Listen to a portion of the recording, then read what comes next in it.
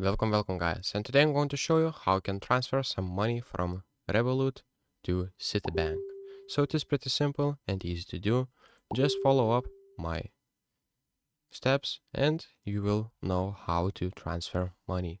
So just open up your Revolut app and click on the payments in the bottom of screen.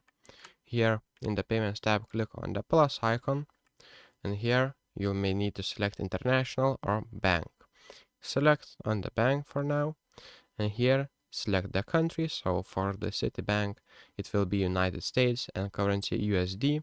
Here you'll need to put IBAN, SWIFT code or sort code, first name and last name, and after that click continue and put the amount that you want to send. After that, review all the information and you will be able to send to Citibank the amount that you want. So thank you guys and see you in the next one.